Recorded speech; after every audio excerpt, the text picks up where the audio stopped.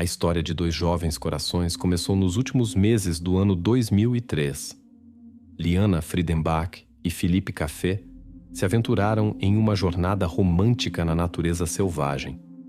Seus sentimentos um pelo outro já floresciam há vários meses, mas os muros da escola eram o único lugar de seus encontros. Os pais eram estritamente contra seu relacionamento devido à idade. As proibições apenas levaram os jovens a ações mais determinadas. Eles desenvolveram um plano elaborado. Felipe contou em casa sobre uma caminhada com amigos, enquanto Liana informou sua família sobre uma viagem à Ilhabela com o grupo jovem da igreja. A confiança dos pais foi conquistada, e diante dos jovens se abriu a possibilidade de passar uma semana inteira juntos. Sua escolha recaiu sobre as áreas isoladas de Embu-Guaçu nos arredores da Grande São Paulo, Brasil. Eles sonhavam com uma estadia paradisíaca a dois, mas o destino havia planejado um encontro com pessoas cujas intenções eram tudo menos boas. Seus sonhos brilhantes de uma aventura romântica se confrontaram com a dura realidade. Para os jovens viajantes, este foi um momento de verdadeiro triunfo. Finalmente poderiam estar juntos, sem olhares de julgamento e proibições constantes. Seu romance se desenvolveu dentro dos muros da escola, pois só lá podiam se ver livremente. A diferença de idade, Liana tinha 16 e Felipe 19, tornou-se um obstáculo nas relações com as famílias. Em 31 de outubro de 2003, o casal partiu. Apesar do orçamento modesto, encontraram uma solução. Utilizaram o direito à passagem gratuita no transporte público para São Paulo. A viagem começou na escuridão para evitar encontros com conhecidos. Até a madrugada de 31 de outubro, os jovens esperaram na rodoviária de São Paulo. A próxima etapa os levou a outro ônibus. Por volta das 9 da manhã, chegaram a Embu-Guaçu, de onde pegaram outro transporte até o minúsculo vilarejo de Santa Rita. Seu destino final era um local isolado nas proximidades, que precisariam alcançar a pé.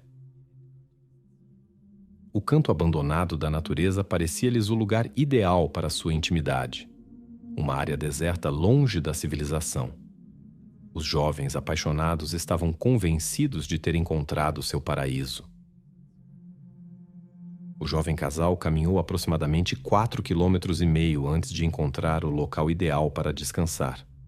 Um prédio antigo e abandonado com um teto intacto. Aqui, decidiram montar seu acampamento temporário.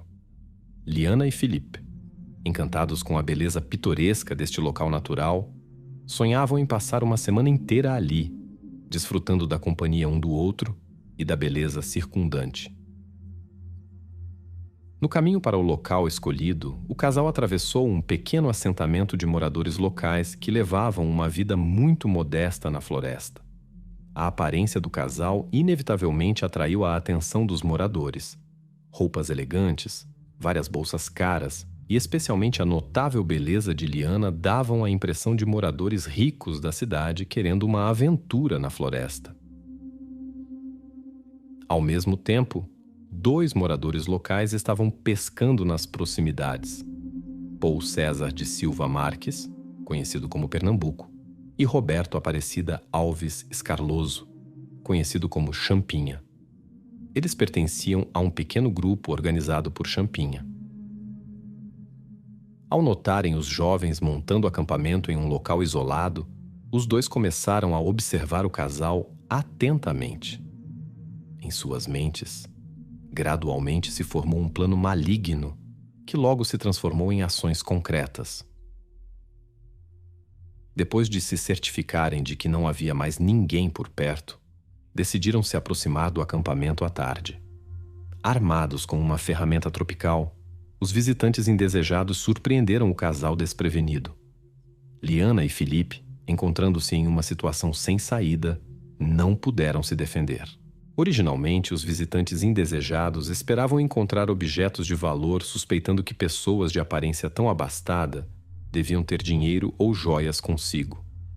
Embora tenham ficado desapontados em suas expectativas, não desistiram de suas intenções. desenvolveram uma nova ideia. Queriam exigir uma compensação material pela devolução dos jovens. No entanto, não passou de considerações gerais. Faltava-lhes a perspicácia para pensar nos detalhes de seu plano. Inicialmente, o casal foi levado para uma casa velha e abandonada perto de seu ponto de parada. O espaço parecia pouco atraente e inabitável, mas isso era apenas o começo de suas provações. Após uma inspeção mais detalhada, os perpetradores decidiram que este local não era seguro o suficiente para seus propósitos. Além disso, não havia ninguém aqui para vigiar as pessoas detidas, então eles partiram em busca de um esconderijo mais adequado. Liana e Filippo logo foram transferidos para outro quarto, também localizado nesta área. O proprietário deste local era um conhecido dos criminosos, que mais tarde se juntou a eles. Apesar da presença do proprietário da casa, a situação aqui não era melhor que antes. A desordem reinava por toda parte. O quarto estava em condição extremamente negligenciada. No entanto, este lugar parecia mais adequado aos perpetradores para seus propósitos. Liana contou que vinha de uma família rica e sugeriu que pedissem dinheiro por sua libertação. Isso era verdade. Ela era filha do conhecido advogado Ari Friedenbach. Sua família gozava de respeito e tinha boa posição na cidade. Os perpetradores ficaram empolgados com a perspectiva de receber uma grande soma pelo casal. Provavelmente, a sugestão de Liana prolongou sua vida, mas ao mesmo tempo também suas provações. Eles foram alojados em diferentes quartos da casa. Naquela noite, Pernambuco e Champigny causaram grave sofrimento a Liana, enquanto Filippo estava atrás da parede e não podia ajudar devido à sua mobilidade limitada. O amanhecer do dia seguinte os surpreendeu na floresta. Pernambuco e Champigny levaram os jovens para dentro da mata fechada. O destino decidiu que não seria Liana a primeira a terminar seu caminho. Em um momento, Pernambuco e Philip se separaram do grupo principal e penetraram cada vez mais fundo na solidão da floresta. Logo, um estampido quebrou o silêncio da manhã. Mais tarde, os moradores locais descobriram um rastro desses eventos em uma ravina, em uma trilha da floresta, não muito longe do local onde os jovens estavam detidos. Tudo aconteceu nas profundezas da floresta. Quando os perpetradores souberam da origem modesta do jovem, perceberam: não havia esperança de ganho material. Além disso, ele poderia causar dificuldades adicionais, então decidiram agir imediatamente. Liana estava distante, mas o estampido chegou até ela. Um pressentimento perturbador indicava: algo irrevogável havia acontecido. Quando perguntado sobre o paradeiro de Philip, Schempp respondeu que o jovem havia sido libertado. Mas a jovem sentiu. Aquilo não era verdade. Ela entendeu. Tal risco teria sido injustificável para os perpetradores. Naquele momento, ela ainda não estava ciente de quão pouco tempo lhe restava. Quando Pernambuco retornou, Liana estava sozinha com 2 criminosos. Eles nem tentaram fazer contato com seu pai por causa do dinheiro. Simplesmente não sabiam como fazer isso com segurança para si mesmos. Os criminosos inexperientes que esperavam dinheiro fácil falharam até mesmo nesta tarefa. Agora eles consideravam o que fazer com Liana. A beleza da jovem os atraía. Pensamentos surgiram de mantê-la consigo. Mas o medo da descoberta indicava: isso não poderia continuar por muito tempo. 3 dias após a partida de Liana, seu pai fez uma descoberta perturbadora ao tentar contatar sua filha. Ela não estava com o grupo da igreja de seus amigos como inicialmente pensado. O homem ficou extremamente preocupado ao saber do desaparecimento secreto dos apaixonados. Era particularmente preocupante que nem sua filha nem seu escolhido pudessem ser contatados. Neste momento, os pais ainda não suspeitavam da gravidade da situação em que sua filha se encontrava.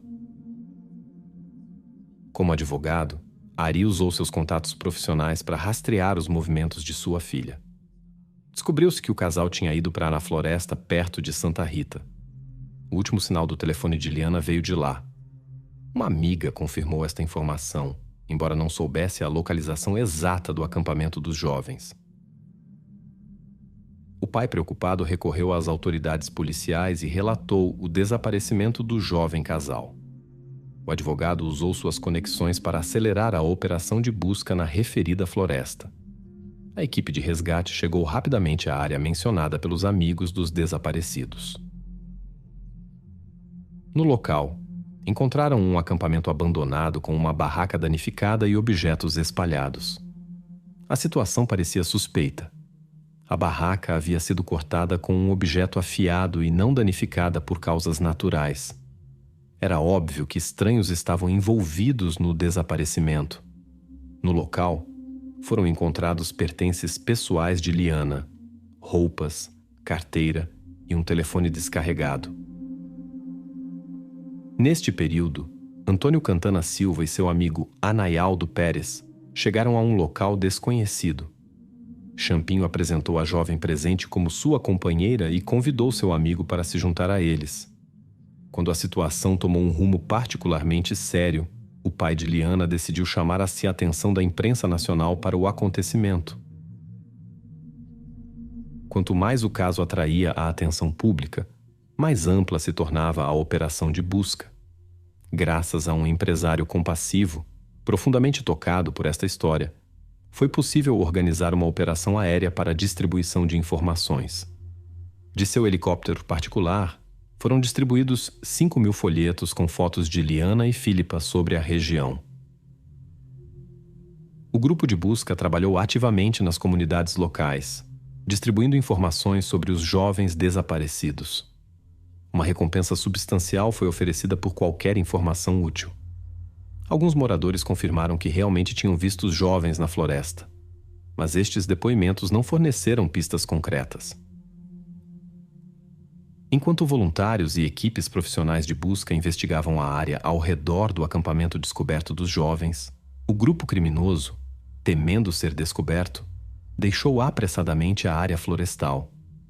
Eles se mudaram para a casa de Antônio Mátios de Boros.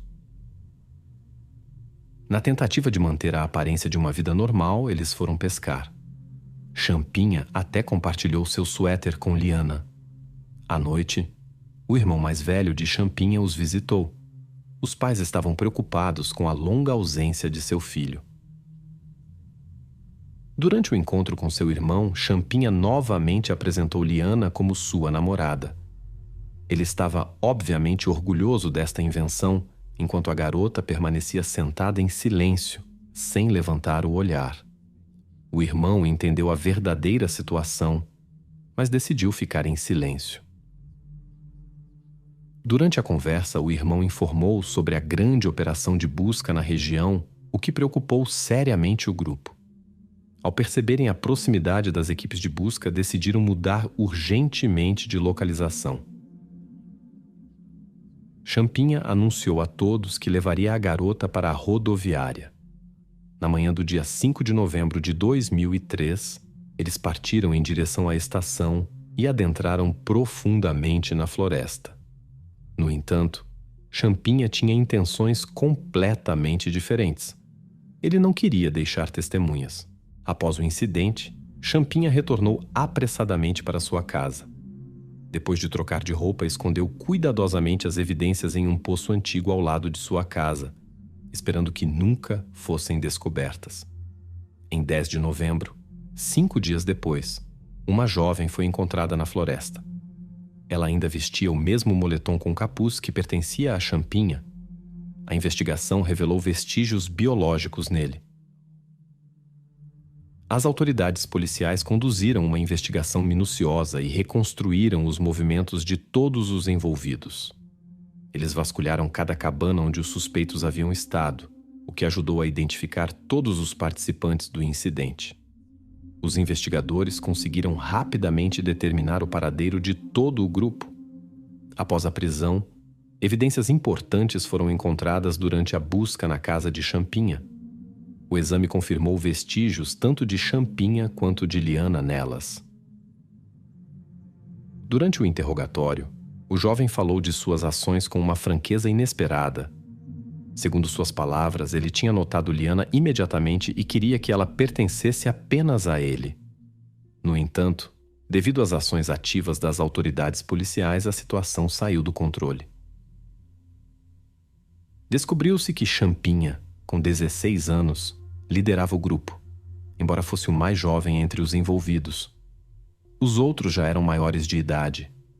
É notável que ele tinha a mesma idade que Liana. De acordo com a legislação do estado, Champinha foi internado em uma instituição especial para jovens no norte de São Paulo, devido à sua pouca idade. Pela lei vigente, ele deve permanecer lá até completar 21 anos. Os julgamentos neste caso sensacional começaram apenas em meados de 2006. O proprietário do primeiro prédio onde Liana foi mantida, Antônio Caetana de Silva, foi sentenciado pelo tribunal a 124 anos de isolamento da sociedade. Ele foi considerado culpado de participar de uma série de crimes contra a jovem. Arnaldo Pires recebeu uma pena de 47 anos por atos semelhantes. Antônio Matias de Barras foi condenado a 7 anos e 9 meses por cumplicidade e ocultação de importantes objetos de investigação.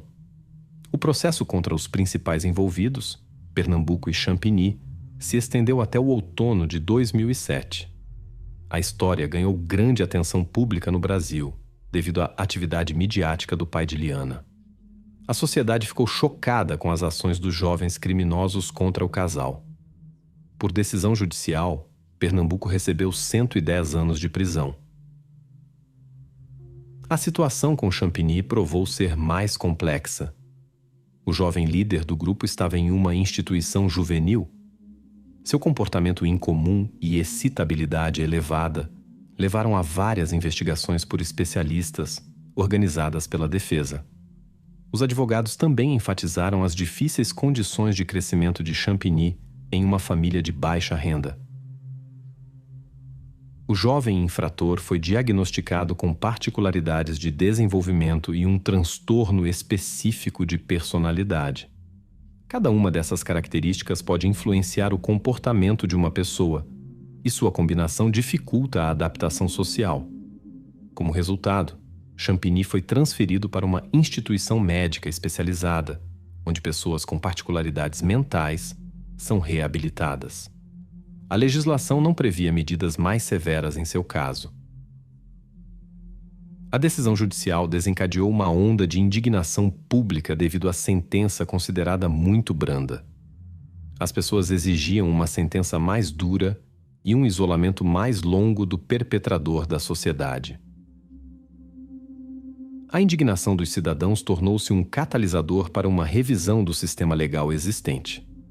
No entanto, as novas mudanças não tiveram impacto no caso Champigny, pois o incidente ocorreu antes de sua aprovação. Atualmente, ele continua em uma instituição médica especializada sob supervisão de profissionais. A responsabilidade por sua manutenção foi assumida pelo governo regional. É notável que o próprio Champigny não mostra sinais de reconhecer a gravidade de suas ações. Ele repetidamente apresentou pedidos de libertação, alegando que o tratamento havia mostrado resultados positivos e que não representava mais perigo para os outros. Tribunais de 3 níveis rejeitaram consistentemente seus pedidos. Além disso, seu comportamento não mostrou sinais de melhora. Um incidente significativo ocorreu em 2007, quando ele tentou deixar a instituição sem permissão nas primeiras horas da manhã. Descobriu-se que ele tinha um ajudante dentro da clínica, com quem usou uma escada para superar o muro de 7 metros de altura. Graças ao trabalho rápido das autoridades, ele foi encontrado após 11 horas, evitando possíveis consequências. Após este incidente, ele foi devolvido à instituição médica. Apesar da gravidade de seus crimes, a acomodação de Champigny provou ser muito confortável. Em 17 de dezembro de 2007, jornalistas de uma emissora de televisão prepararam uma reportagem sobre sua estadia na instituição e mostraram sua rotina diária. Ele tinha à sua disposição um quarto confortável com sofá macio e uma grande televisão de 29 polegadas. As refeições são fornecidas 5 vezes ao dia, seguindo um cardápio individual desenvolvido por um nutricionista profissional. Suas condições de acomodação diferem significativamente das circunstâncias em que se encontravam as vítimas de suas ações. Naqueles anos, o governador em exercício declarou publicamente a necessidade de manter Champigny em uma instituição especializada. Segundo suas palavras, esta era a única maneira de proteger a sociedade, controlando a condição do paciente sob supervisão de profissionais. Especialistas financeiros calcularam que a estadia de Champigny no centro médico exigia gastos estatais mensais de aproximadamente $2.500. Os juristas que o representavam insistiam na inconstitucionalidade de uma internação tão longa e exigiam a libertação de seu cliente. Enquanto isso, os familiares do jovem casal não conseguiam processar o ocorrido. Os eventos daquele dia mudaram para sempre o destino de muitas pessoas. Os pais de Liana se separaram sob a pressão emocional. Eles lutaram muito tempo por justiça através de instâncias oficiais. No final, todos os envolvidos foram responsabilizados, exceto o próprio Champigny. Ele foi para uma instituição médica com condições que superavam seu nível de vida anterior. A situação provocou ampla repercussão pública. Começaram discussões sobre a necessidade de reduzir a idade de responsabilidade para 16 anos. Após longos debates, onde se manifestaram tanto apoiadores quanto opositores da iniciativa, estas mudanças foram consagradas em lei. O próprio Champigny ainda hoje não está em uma instituição penal, mas em um centro médico. Sua permanência por tempo indeterminado lá é baseada em uma ordem civil acordada entre a comissão médica e as autoridades. Esta decisão é explicada pelo parecer dos especialistas sobre sua condição especial. Uma nova revisão de suas ações contra o casal é impossível devido ao princípio legal que proíbe dupla punição pelo mesmo crime. Portanto, Champigny permanece sob supervisão médica na confortável instituição médica. Shannon Christian e Christopher Nilsson adoravam encontros com amigos, por isso sua ausência em uma festa planejada há muito tempo causou estranheza. Um amigo próximo comemorava seu aniversário em Knoxville, Tennessee. O casal não só não compareceu, como também parou de responder a ligações e mensagens. Na época, ninguém poderia imaginar que este seria o início de uma das histórias mais perturbadoras do estado. Shannon nasceu em 1985 na pequena cidade de Nacogdoches, Texas, onde viviam pouco mais de 30.000 pessoas. Ela tinha 2 irmãos mais velhos, Jason e Chase. Os pais tratavam seus filhos com especial cuidado, pois o caminho para a paternidade não foi fácil para eles. A mãe tinha dificuldades com gravidezes e os médicos duvidavam da possibilidade de ter filhos. Quando Shannon cresceu, a família decidiu se mudar para a maior cidade de Knoxville, Tennessee, onde surgiriam mais perspectivas. Ela cresceu em uma atmosfera de amor e carinho e foi uma aluna bem-sucedida. A jovem era especialmente próxima de sua mãe Dina. As pessoas frequentemente procuravam Dina para aconselhamento e valorizavam sua capacidade de ouvir e oferecer soluções imparciais para problemas. Shannon havia herdado essa qualidade. Após a escola, ela decidiu estudar sociologia. Ao contrário de seus colegas que buscavam independência, Shannon se sentia confortável com seus pais devido aos relacionamentos calorosos. Isso permitiu que ela estudasse em paz e compartilhasse novos conhecimentos com sua mãe. Elas frequentemente falavam sobre o futuro e discutiam sonhos de casamento e os 4 filhos que Shannon tanto desejava. Embora Shannon morasse com seus pais, ela buscava independência e sonhava em construir sua própria vida. Para se tornar financeiramente independente, a jovem combinava seus estudos com 2 empregos. Ela havia começado esses trabalhos pouco antes dos eventos fatídicos. Através de trabalho árduo, Shannon pôde comprar um Toyota 4Runner SUV prateado. Esta compra foi uma conquista especial para ela. Seu escolhido, Hugh Christopher Newsom Jr., nasceu em Knoxville. Seus pais o desejaram e amaram muito. Desde pequeno, ele se destacou por sua energia incansável e se apaixonou por beisebol. Além disso, mostrou interesse em artesanato. Aprendeu marcenaria e fazia vários objetos para seus familiares. Em sua juventude, Christopher se interessou por motocicletas e pensou em se tornar mecânico. Mais tarde, voltou ao trabalho com madeira e decidiu aprender este ofício profissionalmente. Ele continuou praticando esportes. Jogava beisebol, golfe e tênis. Adorava pescar. Chris permaneceu um jovem amigável e sociável que mantinha relacionamentos calorosos com família e amigos. Seu encontro aconteceu em 2006, quando conhecidos em comum pediram conselho à mãe de Shannon. Este encontro casual se transformou em um relacionamento sério. Os jovens passavam todo o seu tempo livre juntos. Família e amigos estavam convencidos de um futuro brilhante para o casal e esperavam um casamento em breve. Ninguém poderia imaginar qual destino aguardava estes jovens. Na noite de 6 de janeiro de 2007, Chris e Shannon planejaram jantar juntos e depois ir à festa de aniversário de um amigo em comum. Durante o dia, Shannon foi à casa de uma amiga para se preparar para o encontro, enquanto os outros estavam ocupados organizando a festa. Depois de empacotar suas coisas em uma bolsa, ela se dirigiu ao apartamento em Washington Ridge e estacionou seu carro no estacionamento. Por volta das 8 horas da noite, Shannon esperava seu namorado no estacionamento para irem jantar juntos. Chris se atrasou porque estava dando carona a um amigo, o que irritou um pouco a jovem. Quando se encontraram, houve uma pequena discussão, mas depois de um abraço, tudo ficou bem. No entanto, eles nunca chegaram ao seu destino. O casal simplesmente desapareceu. No início da manhã de 7 de janeiro, a mãe de Shannon acordou com um pressentimento ruim. Quando olhou no quarto da filha, percebeu que ela não havia voltado para casa. Não havia pistas sobre seu paradeiro.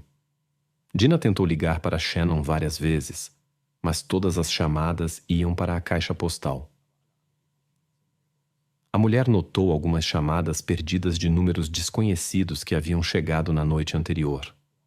Quando retornou uma das ligações, ouviu a voz de um amigo de sua filha, o que só aumentou sua preocupação. O jovem contou que tentou entrar em contato com Dina para perguntar sobre Shannon.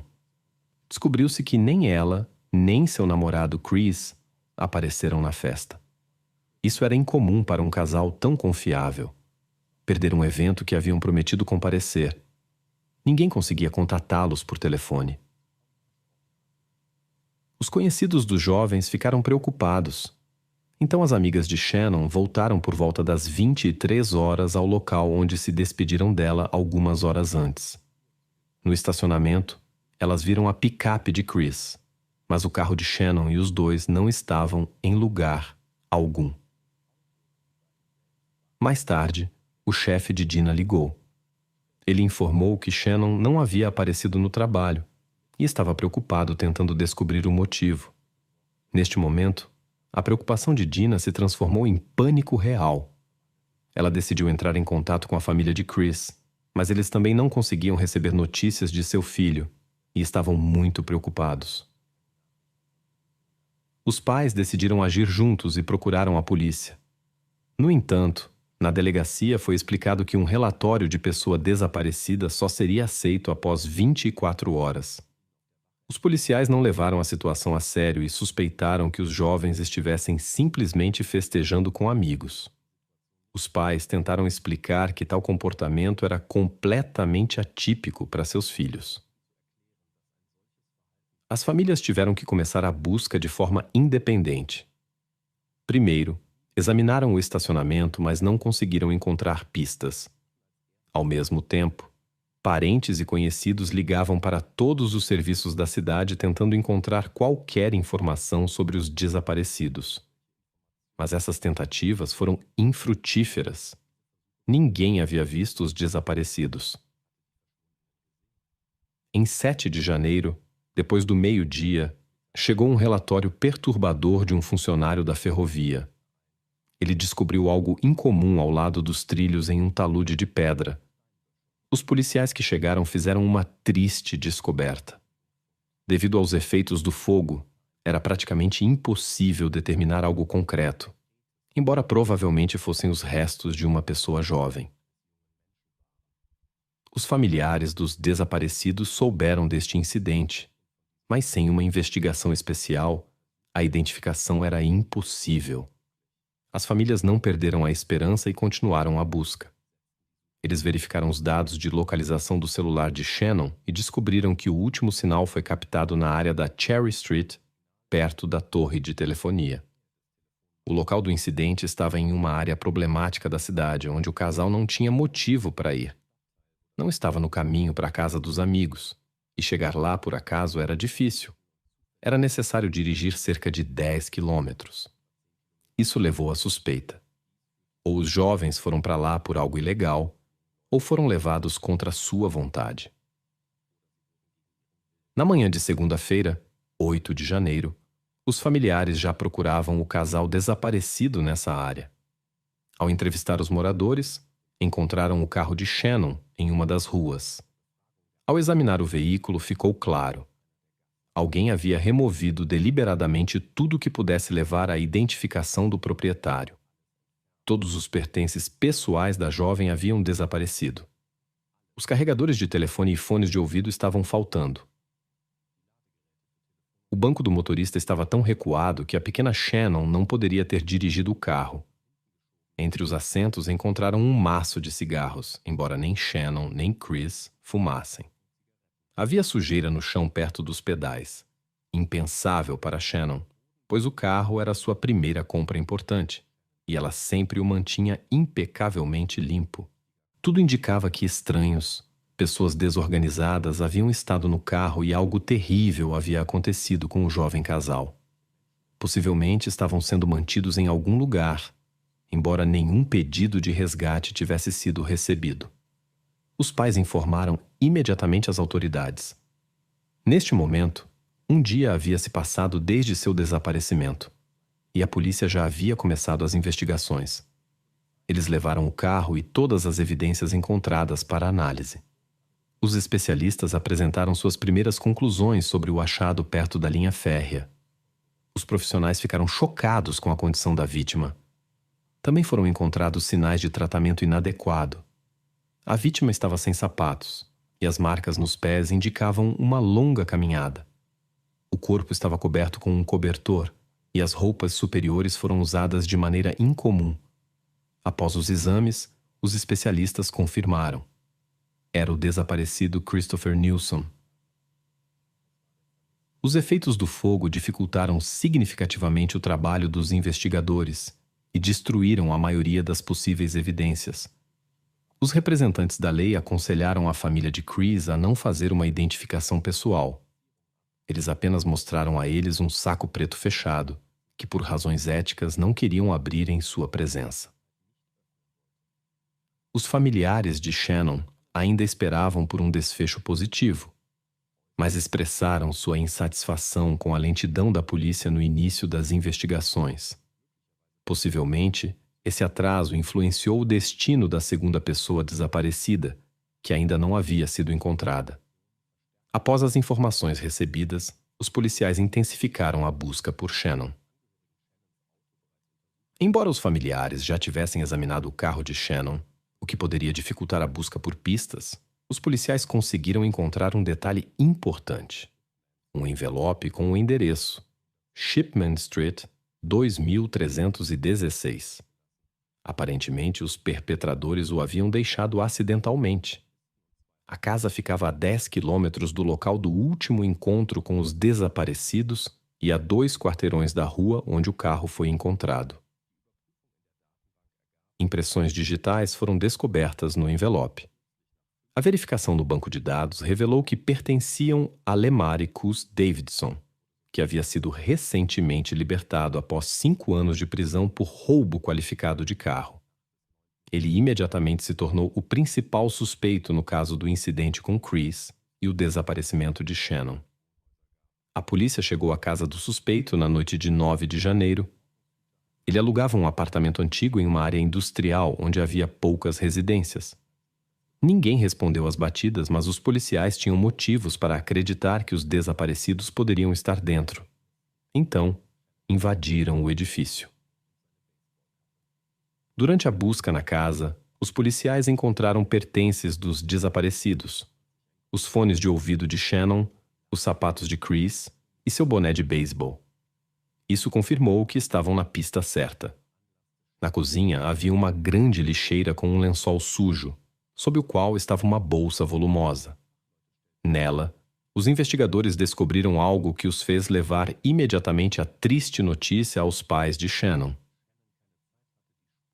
Os especialistas determinaram que, ao contrário dos vestígios da presença de Chris, que tentaram esconder com fogo no caso de Shannon, o perpetrador não teve tempo de apagar os rastros. Os especialistas ficaram chocados com o que viram. Shannon vestia apenas uma camiseta e várias lesões foram identificadas. Os peritos criminais encontraram vestígios biológicos do perpetrador, seu DNA e impressões digitais. Alguns coincidiam com as marcas na lixeira e nas sacolas do carro. Seu proprietário era Lemaricus Davidson. Na casa também foram encontrados cartuchos da arma usada para atirar em Chris. No entanto, o próprio suspeito não estava no local. A casa estava vazia. O suspeito, reconhecendo a inevitabilidade de sua prisão, fugiu. Ele foi imediatamente colocado na lista de procurados e a polícia iniciou uma busca intensiva. No entanto, os investigadores ainda não sabiam que várias pessoas estavam envolvidas no incidente. Ao examinar o telefone de Lemaricus, a polícia descobriu chamadas frequentes para um certo Eric Boyd. Ele foi rapidamente encontrado e policiais patrulheiros pararam seu carro. Quando questionado diretamente sobre o paradeiro de Davidson, Eric inicialmente evitou, mas sob pressão, traiu seu cúmplice. Ele enfatizou sua relutância em ser responsabilizado por atos alheios e revelou que o principal suspeito estava escondido em um edifício que haviam esvaziado no dia do desaparecimento do jovem casal. Eric levou os policiais a uma casa vazia à venda, que ficava perto do apartamento do suspeito. Dentro, encontraram sacos de lixo espalhados, restos de comida, roupas, um telefone, uma arma e um binóculo. Em meio a essa desordem estava o próprio Lemaricus Davidson. Ele foi preso e levado à delegacia. Notavelmente, ele estava usando sapatos que pertenciam a Chris. Durante o interrogatório, o perpetrador tentou se apresentar como inocente e contou várias versões contraditórias dos eventos. De acordo com uma delas, Chris e Shannon vieram até ele por conta própria, mas então seus conhecidos apareceram. Davidson alegou que não interferiu devido à superioridade numérica. Em vez disso, ele supostamente pegou o carro de Shannon para fazer compras no distrito vizinho até que a situação se acalmasse. Após a viagem, deixou o veículo em uma rua. Segundo suas palavras, quando voltou, não interferiu, embora Shannon pedisse ajuda. Lemaricus negou seu envolvimento no incidente com o namorado de Shannon e insistiu que não teve contato com a jovem, embora investigações posteriores mostrassem algo diferente. 2 outras pessoas também estavam envolvidas no caso: George Thomas, o melhor amigo do suspeito, e Letalvis Cobbins, seu meio-irmão. Eles foram presos como cúmplices em 11 de janeiro, mas a lista de envolvidos era maior. Eric Boyd também estava envolvido no caso e revelou o paradeiro de Lemaricus. Mais tarde, o envolvimento de sua conhecida Vanessa Coleman também foi descoberto. Todos os detidos compartilharam informações sobre os eventos daquela noite, tentando minimizar seus próprios papéis e culpar os outros. Descobriu-se que Lemaricus era o organizador. Naquela noite, Ele precisava urgentemente de um veículo para transportar certa carga. Por acaso, ele e seu parceiro encontraram Shannon, que estava com seu namorado no estacionamento. Em vez de um simples roubo de carro, eles decidiram eliminar todas as testemunhas. Sob ameaça de violência, levaram o casal para a casa do líder. Letalves negou qualquer contato com as vítimas, mas a análise de DNA provou o contrário. O mesmo foi cometido várias vezes pelo líder do grupo. Vanessa alegou ter sido ela própria uma prisioneira. Segundo suas palavras, ela agiu contra sua vontade, temendo por sua segurança. Após longas investigações e interrogatórios de todos os envolvidos, as autoridades reconstruíram o quadro completo do incidente. Tudo começou quando Shannon e Chris foram mantidos no carro logo após sua captura. Eles foram jogados nos bancos traseiros e depois levados para a casa do líder do grupo. A investigação revelou que os perpetradores mantiveram o casal contra sua vontade. Chris foi levado para os trilhos do trem na manhã seguinte, onde o inevitável aconteceu. Os perpetradores tentaram apagar os vestígios de suas ações.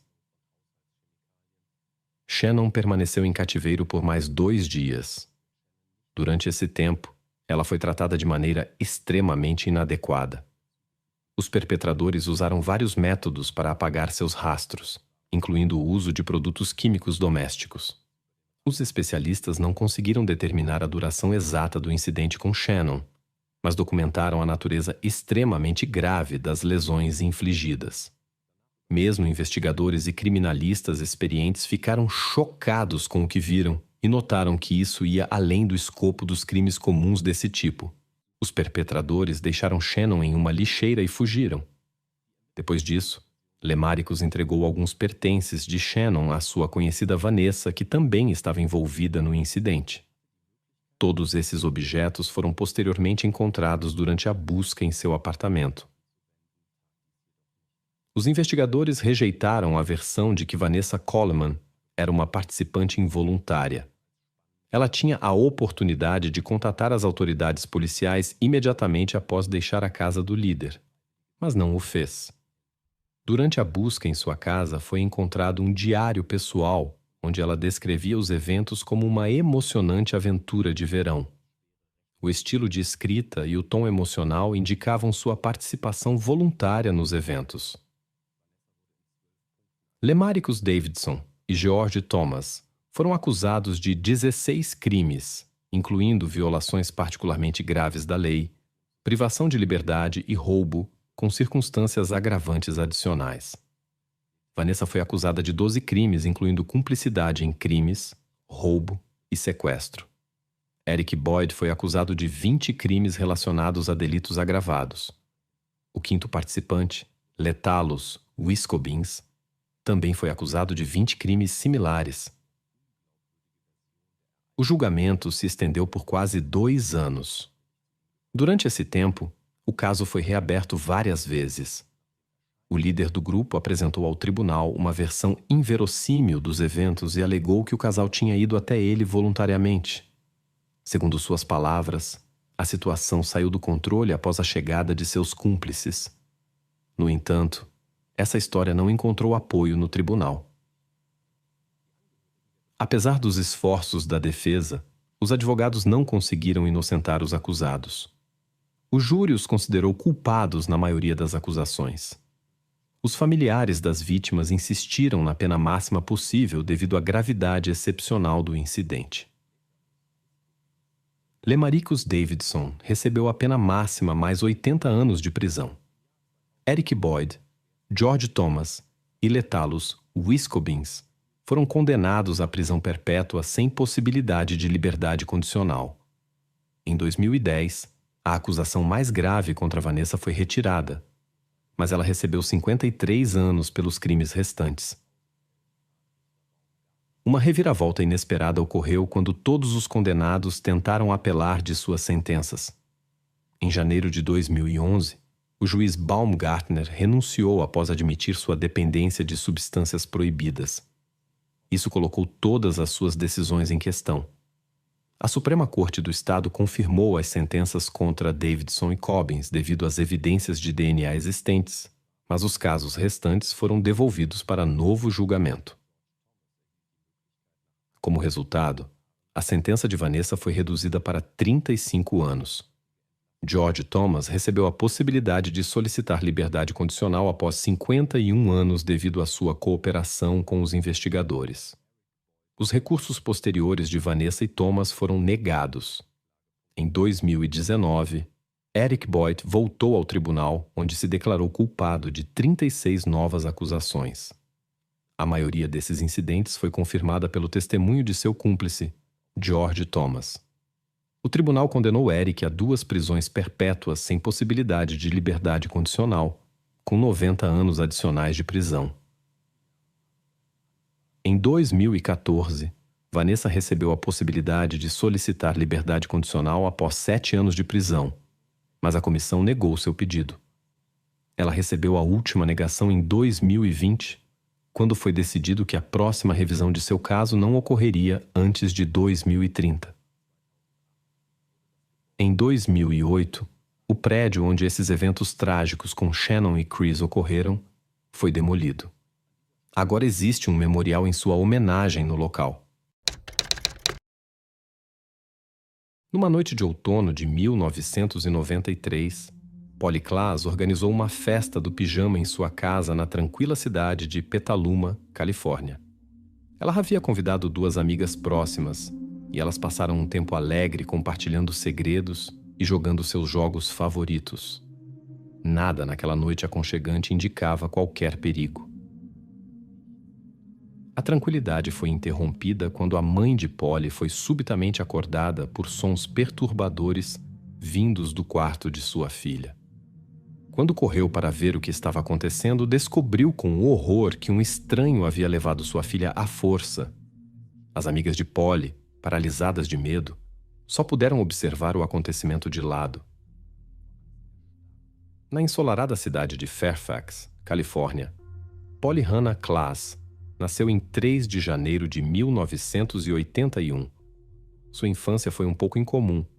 Seus pais, Mark e Eve, decidiram viver separados quando Polly ainda era muito jovem. Depois disso, ela e sua irmã mais nova, Annie, se mudaram com sua mãe para a cidade de Petaluma, também na Califórnia.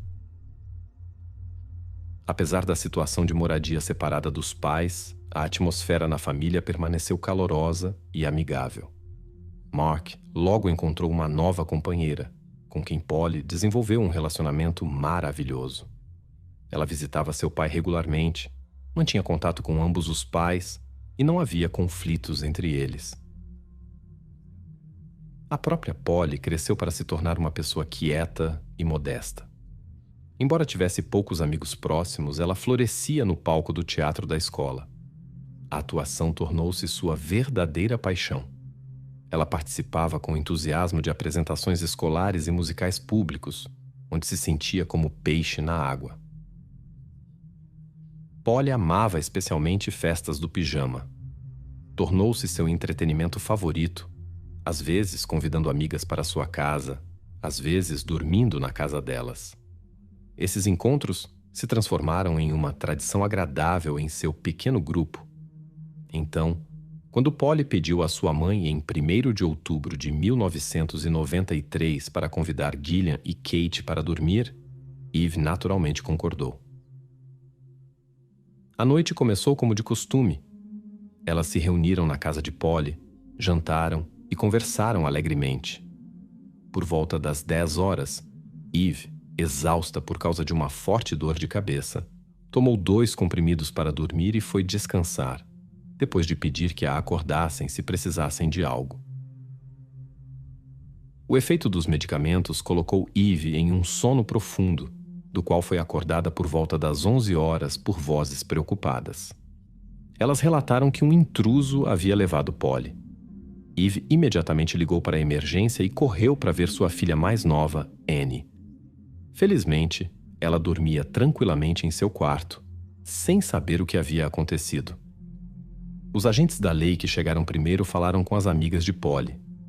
A história que contaram deixou todos seriamente preocupados. A noite começou completamente normal.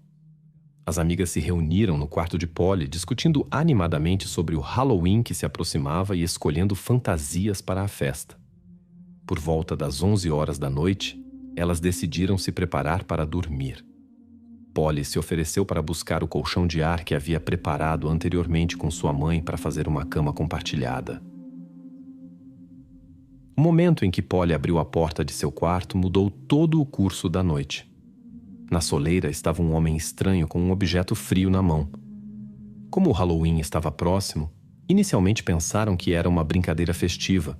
O rosto do estranho nem estava coberto por uma máscara. No entanto, suas risadas não provocaram nenhuma reação festiva do homem. O estranho forçou as três a voltarem para o quarto. Ele restringiu seus movimentos e começou a perguntar quem morava ali.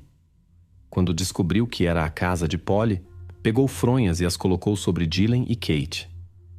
Então fez uma exigência estranha, contar até 1000, e prometeu levar Polly apenas brevemente e trazê-la de volta logo. As amigas tentaram se libertar de sua situação por cerca de 30 minutos. Quando finalmente conseguiram, correram imediatamente para Eva, a mãe de Polly, para relatar o incidente. Elas puderam dar aos investigadores uma descrição detalhada da aparência do estranho. Como o rosto do homem não estava coberto, Dylan e Kate puderam se lembrar bem dele. Isso permitiu que os especialistas criassem um retrato falado detalhado da pessoa procurada. A investigação da casa de Polly forneceu aos investigadores várias pistas. Numerosas pegadas foram descobertas no chão, mas todas pertenciam a membros da família. A própria Polly, sua mãe, irmã e amigos próximos que a haviam visitado nos últimos dias. Fibras estranhas no tapete chamaram atenção especial. Os especialistas determinaram que essas fibras não correspondiam de forma alguma ao material do tapete da casa. A análise mostrou sua semelhança com estofados de carro. Os investigadores verificaram os veículos de todos os conhecidos da família, mas não encontraram correspondências. Isso os levou a suspeitar que as fibras poderiam ter sido trazidas para a casa pelos sapatos de uma pessoa estranha. Os especialistas descobriram uma impressão digital clara em uma das superfícies. No entanto, a tecnologia daquela época não era tão avançada. Os métodos de dactiloscopia ainda estavam em desenvolvimento, e exames de DNA ainda eram impensáveis. Mesmo assim, a impressão foi cuidadosamente preservada para uma possível comparação posterior. Entre as evidências havia também um pedaço incomum de tecido que lembrava seda. As bordas pareciam lisas, como se tivessem sido cuidadosamente cortadas com uma tesoura. O padrão no tecido era tão único que os investigadores consideraram esta descoberta particularmente valiosa para a investigação posterior. No quarto também foi encontrado um único fio de cabelo, cuja origem não pôde ser determinada devido às limitadas possibilidades de análise laboratorial da época. A busca por Polly atingiu uma escala sem precedentes. Milhares de cidadãos comprometidos se juntaram à operação. 4.000 voluntários vasculharam os arredores da casa, terrenos abandonados e propriedades privadas próximas.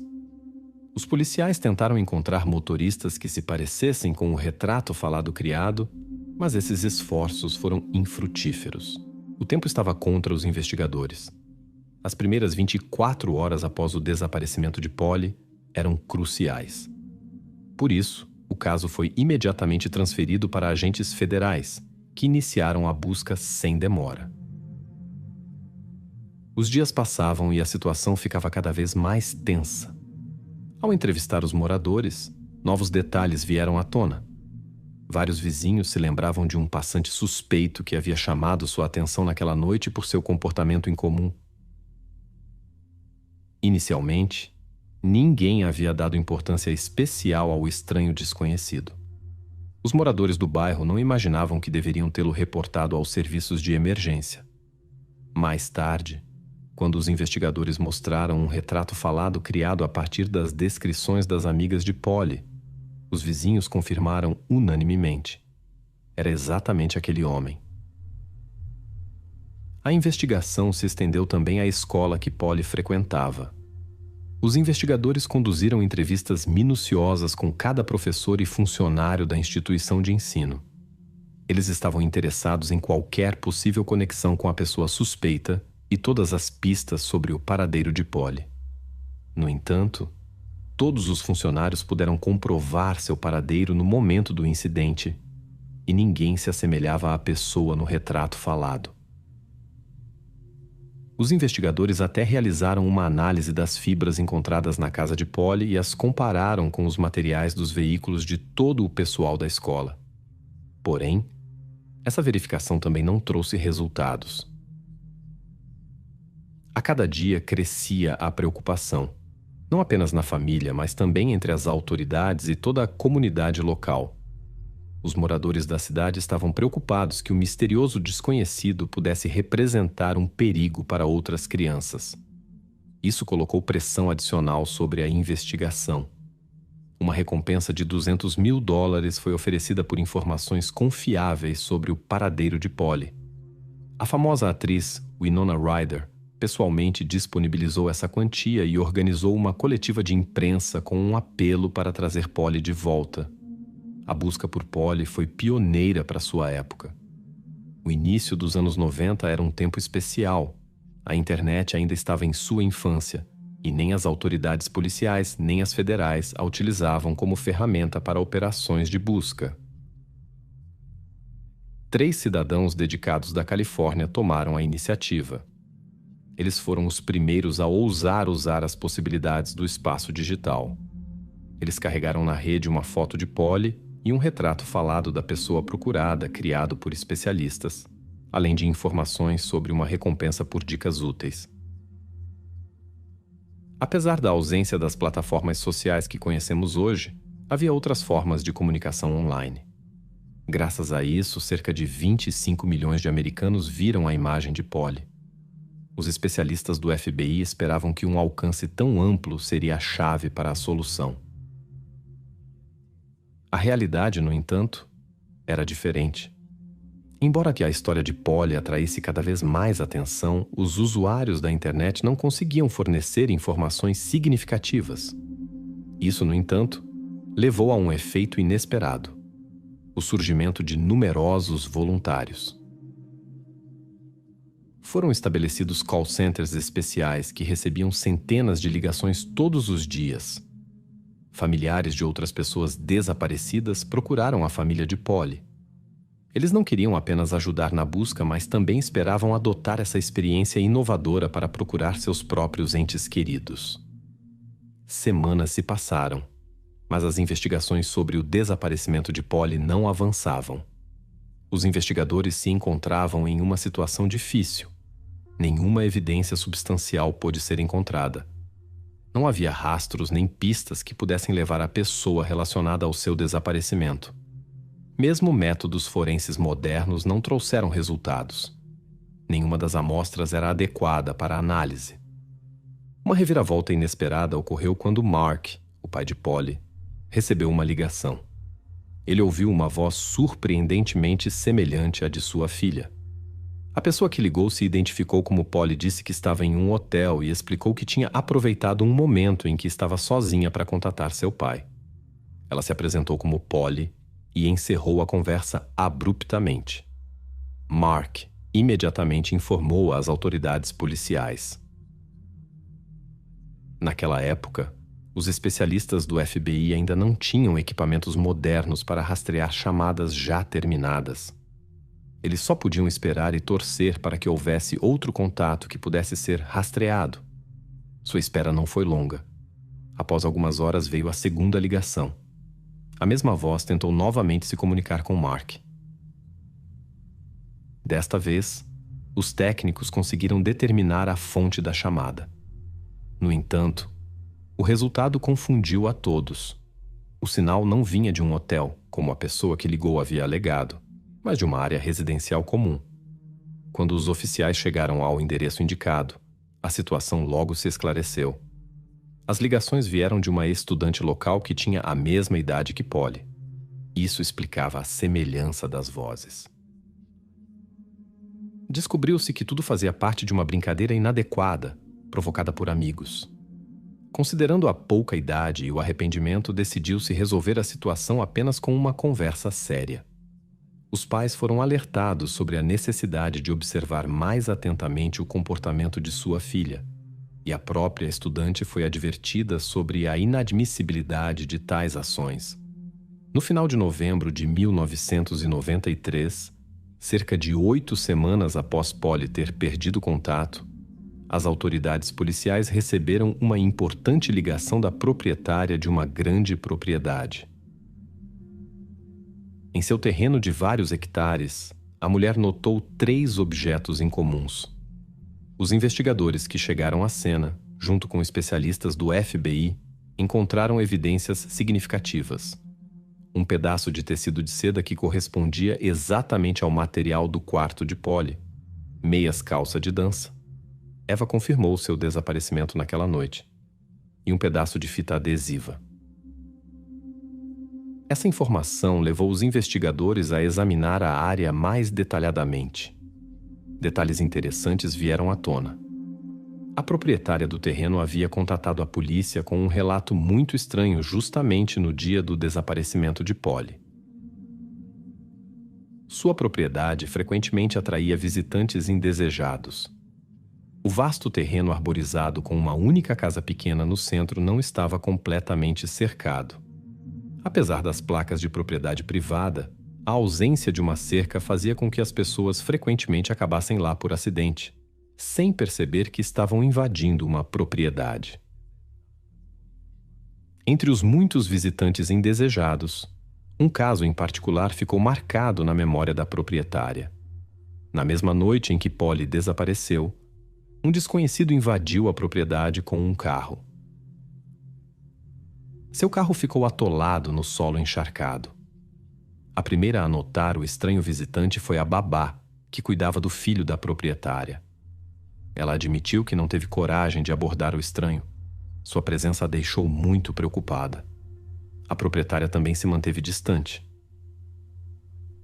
Segundo suas palavras, algo na aparência do estranho a deixou em alerta, especialmente seu olhar penetrante. Ambas as mulheres decidiram pedir ajuda à polícia.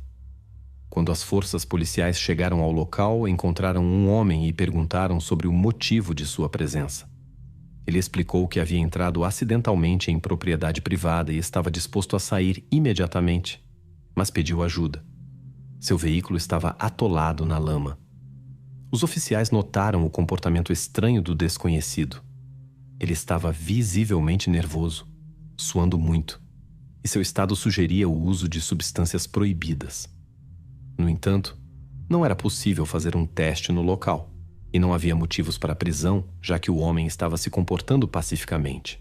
Depois que os oficiais ajudaram a liberar o carro, o desconhecido, que se identificou como Richard Allen Davis, deixou a propriedade. Ele nasceu em 1954 em São Francisco. Seus primeiros anos dificilmente podem ser chamados de felizes. Os pais não cuidavam da criança. Aos 12 anos, a família se desfez e a mãe se distanciou completamente do filho, entregando-o ao pai. O pai de Richard demonstrava extrema irresponsabilidade. Ele frequentemente não estava em casa, às vezes por horas, às vezes por dias. Richard ficava sozinho, às vezes sob supervisão dos vizinhos ou tentava encontrar parentes. Problemas com a lei começaram já em sua juventude. Ele cometia pequenos delitos, participava de conflitos de rua, o que o levou a passar vários meses em um reformatório. Aos 17 anos, cometeu uma séria violação da lei. Após o incidente, o juiz lhe ofereceu uma escolha: reformatório ou serviço militar. Richard escolheu o serviço militar no Zikoinil, mas não durou nem 2 anos. Foi dispensado por comportamento inadequado. A vida adulta de Richard foi marcada por frequentes conflitos com a lei. Com cerca de 20 anos, foi condenado a 15 anos por um crime grave. No entanto, cumpriu apenas 1 ano de prisão e foi libertado antecipadamente por bom comportamento. Nessa época, circulavam rumores perturbadores sobre Richard. Seus conhecidos suspeitavam de seu envolvimento no desaparecimento de Marlene, de 19 anos, embora oficialmente tenha sido determinado que ela partiu voluntariamente. Os parentes de Marlene relacionaram seu desaparecimento a uma festa onde Richard estava presente.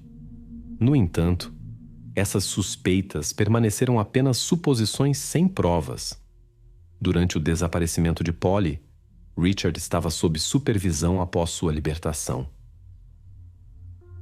Seu paradeiro era desconhecido.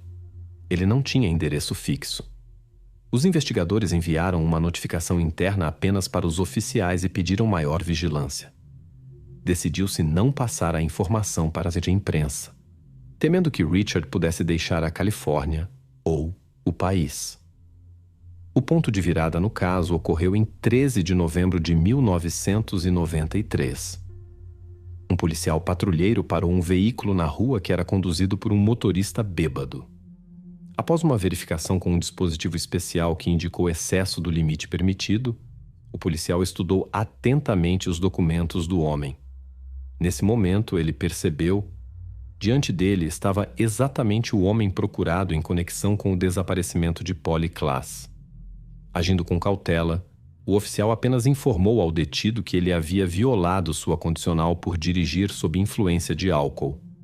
Richard não contestou e foi à delegacia. Apenas na delegacia, após a leitura de seus direitos, foi informado do verdadeiro motivo de sua prisão: o caso Polly Klaas. Seguiu-se uma longa conversa com os investigadores, durante a qual Richard admitiu seu envolvimento no incidente. Os investigadores acreditam que a confissão ocorreu devido às evidências irrefutáveis. Sua impressão digital correspondia exatamente à encontrada na casa de Polly. As fibras do carpete de seu carro eram idênticas às encontradas na cena do crime. As amigas de Polly, chamadas para identificação, apontaram Richard com certeza. Em seu carro foi encontrado um fragmento de tecido de seda, exatamente como o do quarto de Polly e o da propriedade da testemunha. Sob pressão das evidências, Richard começou a contar. Naquele dia, ele havia consumido substâncias proibidas com amigos. Quando se sentiu mal, decidiu invadir uma casa para roubar. Escolheu o bairro aleatoriamente. Notou uma janela aberta e entrou. Segundo suas palavras, não havia planejado nada com antecedência. Não conhecia Polly nem sua família e não os havia observado. Depois de vasculhar a casa e não encontrar objetos de valor especial, quis ir embora. Nesse momento, Polly abriu a porta do quarto e o viu. Ao notar o susto de Polly, ele tomou uma decisão impulsiva. Colocou Polly no carro e partiu, mais tarde parando em um local isolado. Descobriu-se que Polly estava no carro quando as moradoras o notaram na propriedade privada. Mesmo quando os policiais ajudaram a tirar seu carro da lama, havia a possibilidade de mudar tudo. Depois que o ajudaram a se libertar, ele dirigiu até a rodovia. Richard mostrou aos investigadores um local específico para onde o grupo de busca deveria ser enviado. Em 4 de dezembro de 1993, 2 meses e 3 dias após seu desaparecimento, uma equipe de busca encontrou Polly Klaas perto da rodovia, em um local indicado por Richard. Os especialistas médicos realizaram um exame minucioso, mas só puderam determinar informações limitadas. Suas conclusões confirmaram as declarações de Richard sobre os eventos daquele dia. Os especialistas determinaram que tudo aconteceu aproximadamente no dia do desaparecimento de Polly. Com base nas evidências coletadas, Richard foi responsabilizado por atos ilegais contra Polly Klaas. Quando teve a oportunidade de falar no tribunal, além das palavras de arrependimento à família, surpreendentemente fez graves acusações contra o pai de Polly. Segundo Richard, Polly teria lhe dito: "Não me faça o que o papai me faz." Essas palavras provocaram uma reação violenta do pai de Polly. Ele tentou atacar Richard, mas foi contido pelos presentes. A declaração do acusado perturbou todos na sala não por falta de arrependimento, mas porque ninguém acreditou em suas palavras sobre o pai de Polly. As acusações permaneceram sem comprovação, com Eva firmemente ao lado de seu ex-marido. Em 18 de junho de 1996, o tribunal anunciou a sentença. Richard deveria receber a pena máxima prevista em lei. Em agosto, ele foi condenado à morte. Ele tentou apelar da sentença, mas sem sucesso. No ano de 2006, foi encontrado inconsciente em sua cela após tomar uma grande quantidade de medicamentos. Os médicos conseguiram salvá-lo, após o que ele retornou à prisão. Em 2009, o advogado de Richard apresentou uma petição à Suprema Corte, mas foi rejeitada.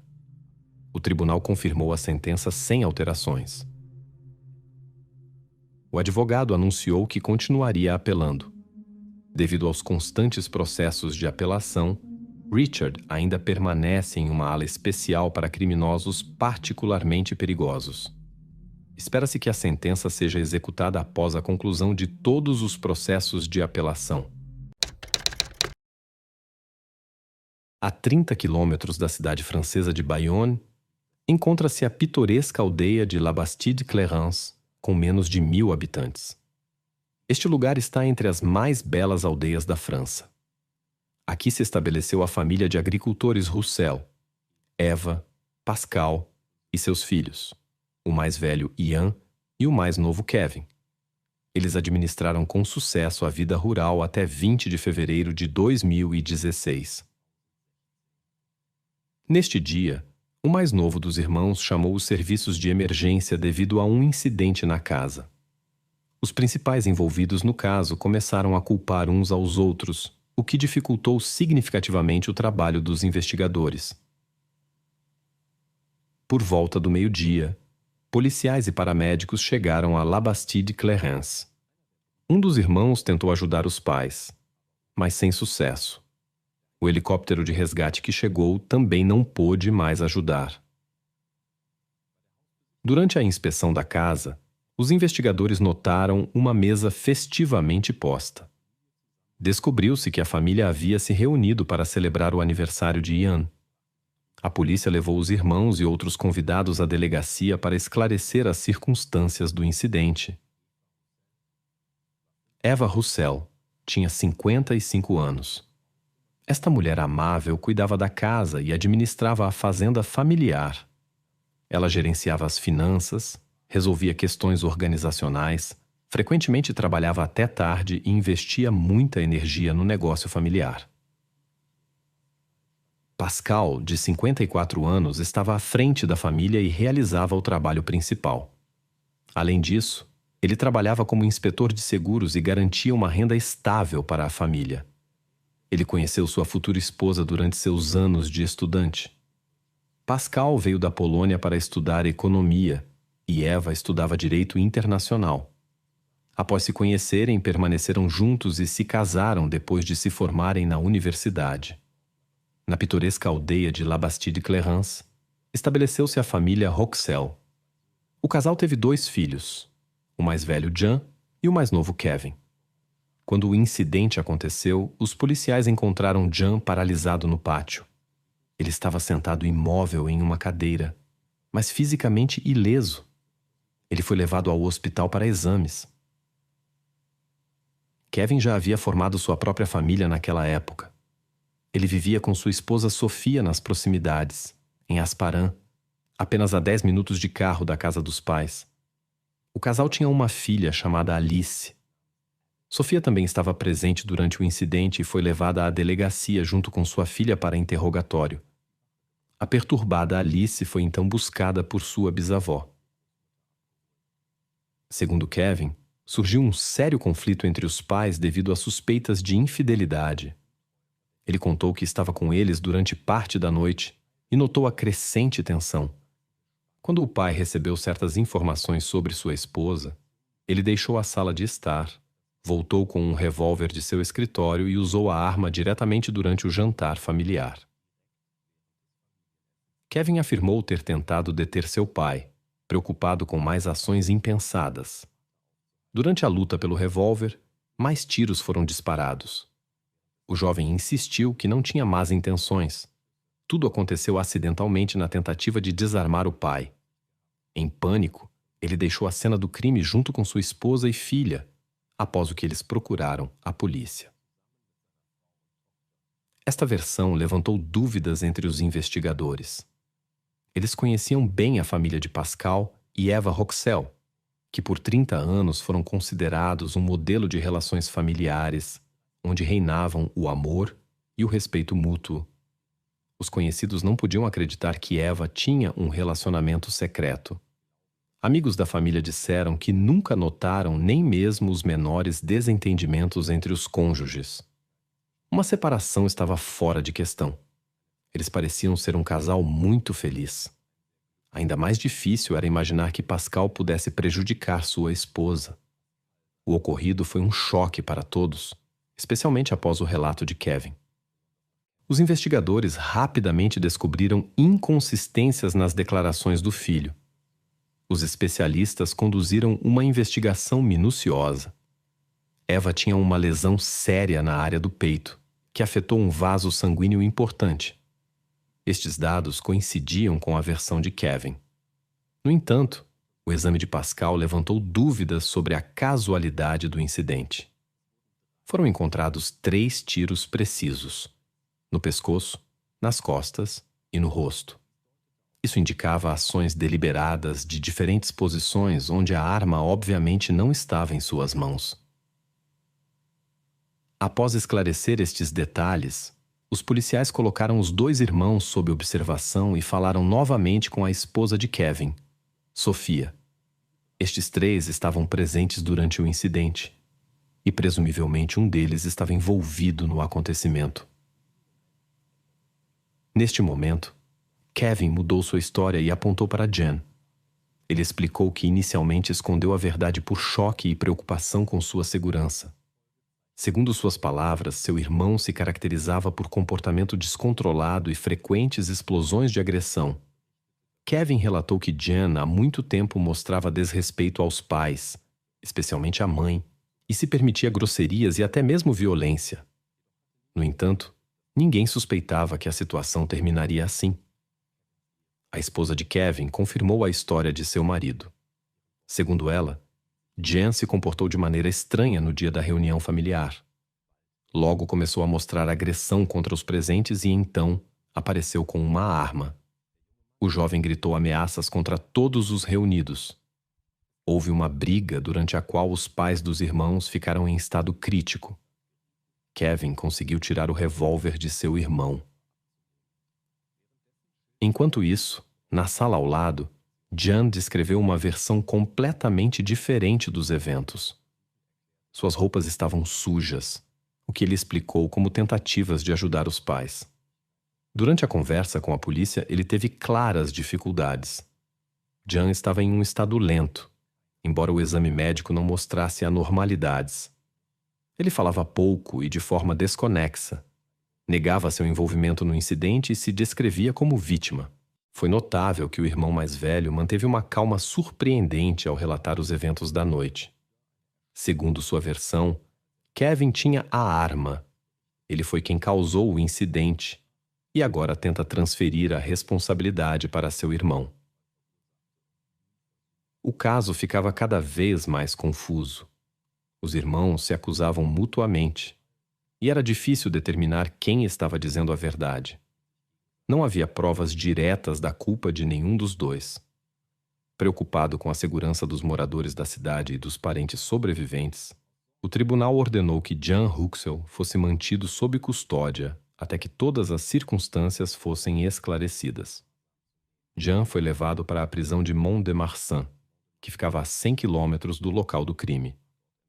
Lá, especialistas em saúde mental começaram a trabalhar com ele.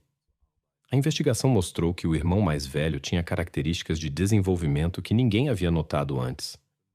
Ele foi diagnosticado com uma forma grave de autismo, a síndrome de Asperger.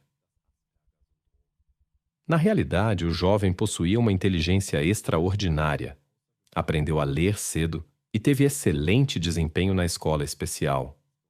No entanto, sua condição era acompanhada por dificuldades comportamentais. Pessoas com esta síndrome vivem como se seguissem um programa predeterminado. Podem lidar bem com informações e trabalho, mas precisam de acompanhamento constante na vida normal. Esta síndrome é rara, o que tornou Jan particularmente interessante para os especialistas da prisão. A principal característica de sua condição é a quase completa ausência de expressões emocionais externas. A pessoa não sorri, não mostra nem alegria, nem tristeza. Isso explicava a calma incomum de Jan durante as conversas com os investigadores. As características do desenvolvimento se manifestaram desde o nascimento, mas a família vivia em uma pequena aldeia remota e ninguém pensou em consultar médicos. Além disso, pouco se sabia sobre autismo naquela época. Os pais acreditavam que Jan simplesmente tinha esse tipo de personalidade. Os especialistas que observavam Jan notaram que sua condição questionava a versão do irmão mais velho. Pessoas com síndrome de Asperger são geralmente muito calmas e reservadas e raramente mostram hostilidade em relação aos outros. No geral, Jan causou uma impressão agradável e nunca mostrou reações negativas em relação a familiares ou estranhos. Conhecidos da família confirmaram seu equilíbrio e bom relacionamento com os pais. Contra este pano de fundo, ficou claro que Kevin estava escondendo algo. Também contava a favor de Jan o fato de que ele permaneceu no local do incidente e tentou ajudar os pais, enquanto Kevin se manteve distante. Os especialistas apontaram que pessoas com síndrome de Asperger são geralmente muito honestas. Isso sugeria que a história de Jan poderia ser mais credível que a versão de seu irmão, embora a esposa de Kevin confirmasse cada palavra dele. A polícia precisava não apenas verificar as declarações de ambos, mas também investigar o possível papel de Sofia no incidente, caso a suspeita recaísse sobre seu marido. Muitas testemunhas que conheciam a família descreveram Jan como uma pessoa amigável e calma, que se dava bem com seus pais e vivia com eles. Por outro lado, o relacionamento de Kevin com os pais era tenso. Eles frequentemente discutiam por pequenas coisas.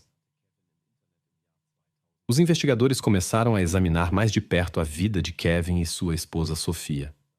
Sofia Bodnarsuk conheceu Kevin na internet em 2011. Na época, ela tinha acabado de terminar a escola e Kevin era um pouco mais velho. A beleza e inteligência de Sofia imediatamente chamaram sua atenção. Ela era de um pequeno assentamento chamado Topar, no Cazaquistão, onde viviam menos de 10.000 pessoas. Após meio ano de troca de mensagens, o jovem a convidou para a França e ela veio. Seu relacionamento se desenvolveu rapidamente. Apenas 2 semanas após se conhecerem pessoalmente, eles já estavam casados. O jovem casal praticamente não tinha meios de subsistência. Kevin estava apenas começando a procurar uma fonte de renda estável, e Sofia também não tinha trabalho fixo.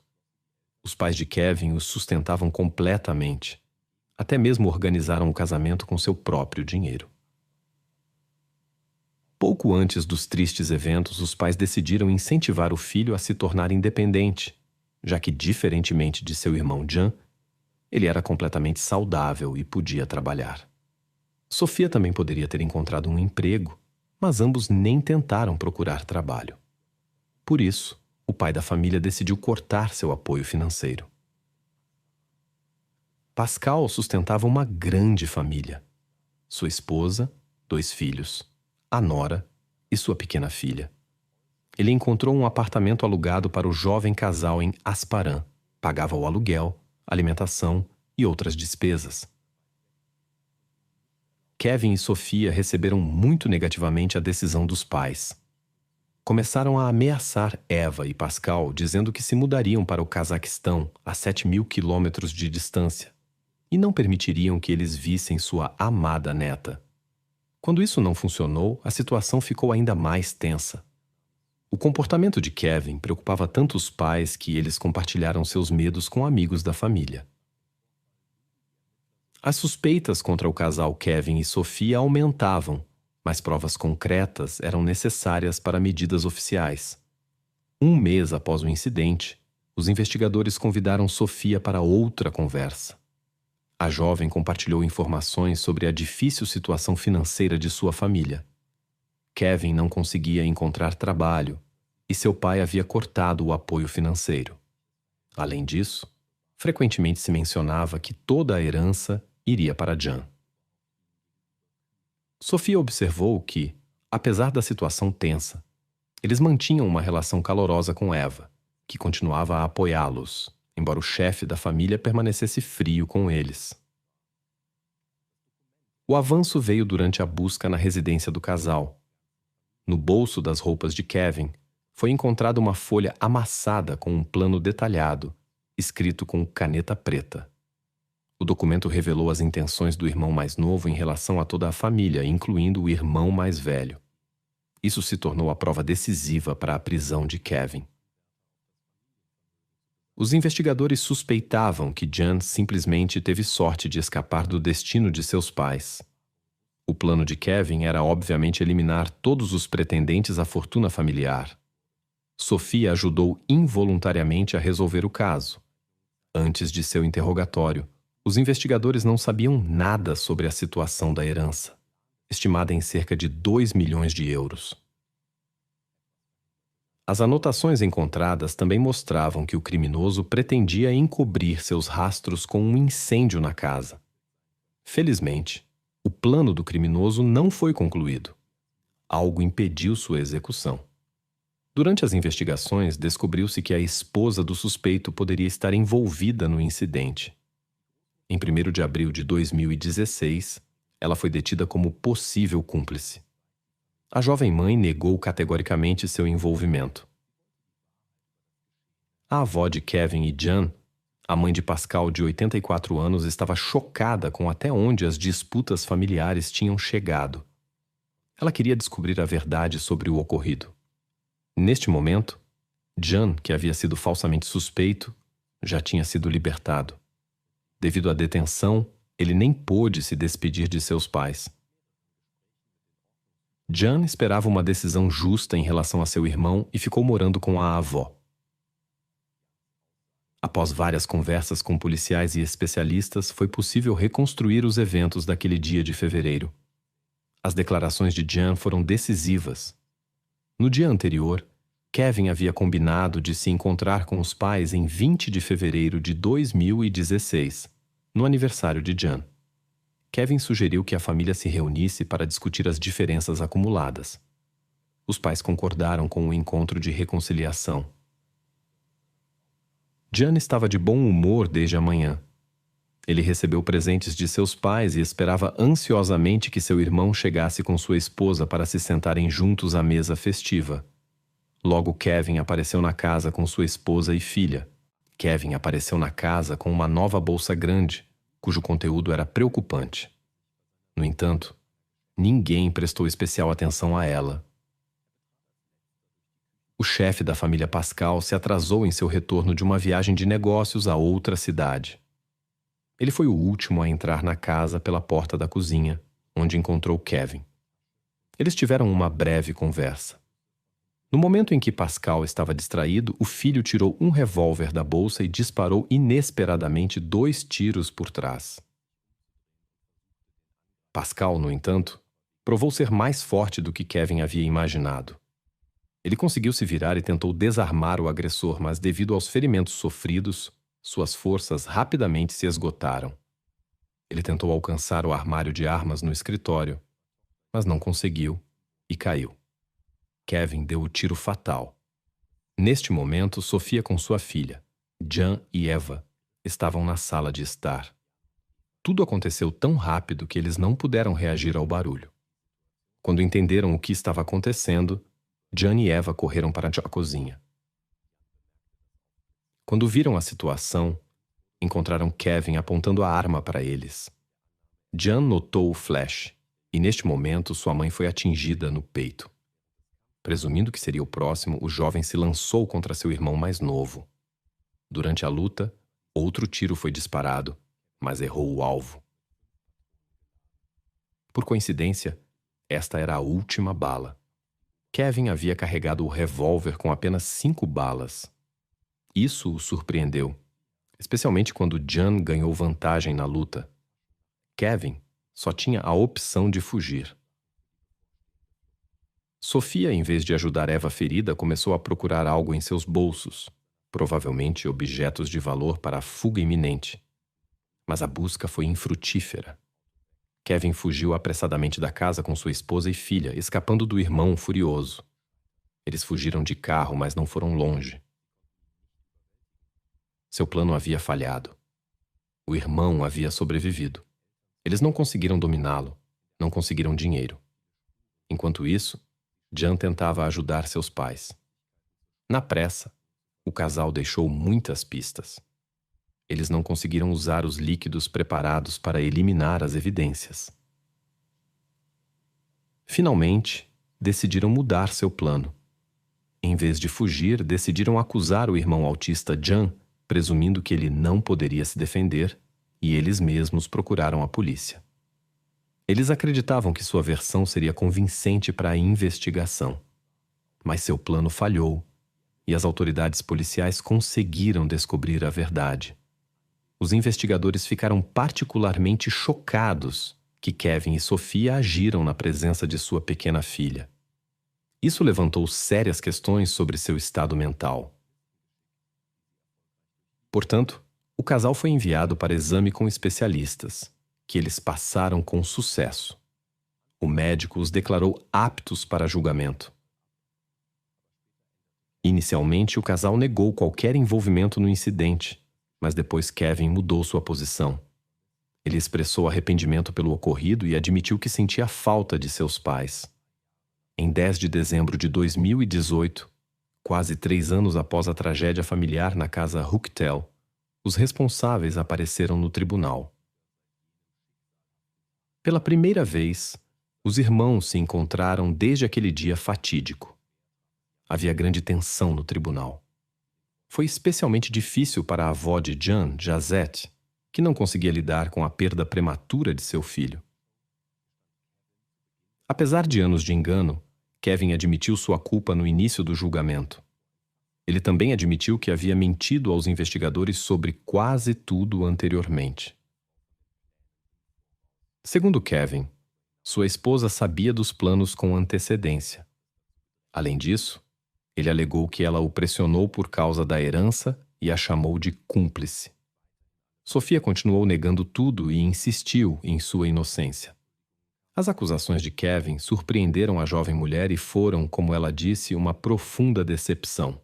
Sofia entrou com pedido de divórcio e começou a frequentar a igreja, tornando-se muito religiosa. Após 5 dias de julgamento, Sofia se sentiu mal. Descobriu-se que ela não havia ingerido nenhum alimento durante todo esse tempo, o que levou ao desmaio. Ela foi levada com urgência ao hospital. No mesmo dia, Kevin foi transferido para uma clínica psiquiátrica após um incidente em sua cela. Ele realizou ações perigosas depois de saber do divórcio de Sofia e seu novo relacionamento. Seu estado piorou tanto que ele alegou ter um irmão gêmeo secreto, que supostamente estava envolvido no incidente. No entanto, a análise de DNA e as impressões digitais no revólver encontrado confirmaram seu envolvimento. O julgamento teve que ser adiado devido à ausência dos participantes do processo. Sofia foi posteriormente autorizada a deixar o isolamento temporariamente para encontrar sua filha. Kevin tentou escapar da prisão 2 vezes, mas sem sucesso. No tribunal, o irmão Jan compartilhou seus sentimentos sobre a perda de seus parentes que sempre o apoiaram. Apesar do incidente, ele tentou voltar a uma vida normal. Sofia foi considerada culpada de envolvimento no incidente e sentenciada a 20 anos de prisão, mas ela apelou. Em março de 2020, o processo foi suspenso devido à pandemia, pouco antes da sentença contra Kevin. As audiências só foram retomadas em outubro de 2022. Finalmente, Kevin Roxell foi sentenciado a 30 anos de prisão. Além disso, Ele recebeu mais 5 anos por uma tentativa de fuga na qual manteve uma enfermeira refém. Depois disso, começou um novo processo contra Sofia. Sua mãe e irmã vieram do Cazaquistão para apoiá-la. A acusada alegou que não tinha dificuldades financeiras e que dinheiro nunca foi sua principal prioridade. Sofia negou qualquer envolvimento no incidente e garantiu que não sabia dos planos de Kevin. Caso contrário, teria tentado impedi-lo. Segundo suas palavras, ela não sabia nada sobre sua difícil situação financeira, pois seu marido cuidava de todas as finanças e ela presumia que seu apoio era suficiente. Sofia mencionou a compra conjunta da arma. Ela pensou que o revólver era um presente para o pai de Kevin, por isso não deu importância. Graças ao novo depoimento de Kevin, de que ele agiu sozinho, Sofia Bodnarzuk foi absolvida. Não foram encontradas mais provas contra ela, e ela foi libertada. Josette, a mãe de 84 anos de Pascal, ficou indignada com esta decisão. Seu neto Jan alegou que Sofia ajudou Kevin naquele dia. Segundo Josette, Eva e Pascal reclamavam das piadas inadequadas de Sofia sobre a herança. A família estava convencida de que Sofia pressionou Kevin porque estava impaciente pela herança e manipulava seu marido, mas escapou da responsabilidade. Jan recentemente disse a jornalistas que, após a perda de seus parentes, só lhe resta continuar vivendo.